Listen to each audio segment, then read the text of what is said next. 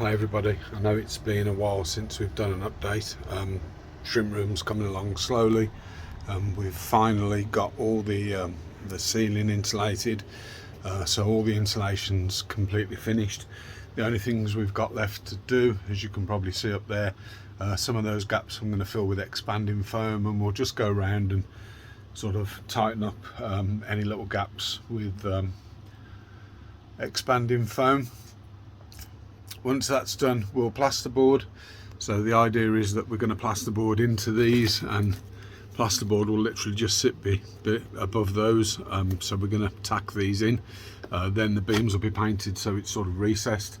We do need to move stuff around. We've got, as you can probably see, a lot of sort of stock in here, and the idea is that this isn't their sort of final resting place. Just to show, we've got the new Quadrop products in. So we've got the cube pour there.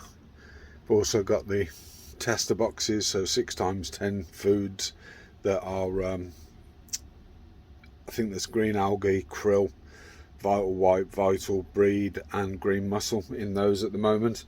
We've also got the new shrimp bacter in, and we did have malt in. We've only got it in the 10 grams, so that's the new food from Quadrop called malt. We did have some 30-gram tubs in, but they've completely sold out, so that's the malt. We've only got the 10 gram of that in at the moment. Likewise, we've also got some of the new Sulawesi minerals, so we've pretty much sold out of those, so those come in sort of to the GH and the KH. And just sort of as a bit of an update, again, this is sort of really messy, but the idea is that all of this stuff will be cleared, and that will sort of, I want to create a half space in here, so I can sort of work on half the room and then sort of do the other half of the room and put things in their final places. We have sort of tested, and I know this will sort of improve, but we've tested our air source heat pump, which also doubles up as a AC unit for the summer, and we're sort of hovering. I don't know if you guys can see that, so we're sort of maintaining 20 to 21 degrees, and that'll obviously improve once we've got the plasterboard in and stuff. But the plan will be that we'll plasterboard it, then it will get painted in a section of the room. Once that section's done, we'll move into that section, so we're going to have to plan it so it's the pieces that we need to move in, then we can move on to that section, etc. And then once that's done, as you can probably see, these were the original garage electrics, and at the moment I've just got the lighting sort of wired in.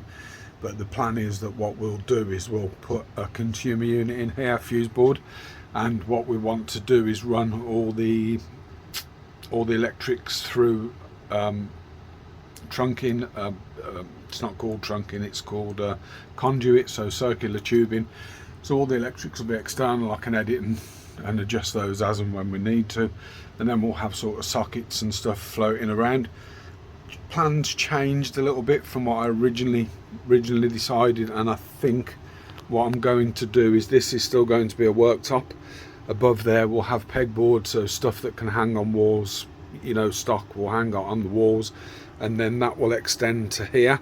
But here I'm going to have a small circular sink, and that's going to be why sort of plumbed in. I'll get the plumber to sort of put a feed into that.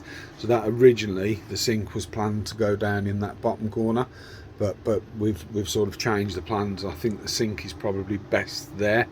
I'll probably move this air source heat pump to be in the center of the room somewhere, and then what that does, that frees up the space for us to then have racking all the way down here for stock. The tanks will still go there, so they'll go along that wall, and then I'm going to have a 900 coming out.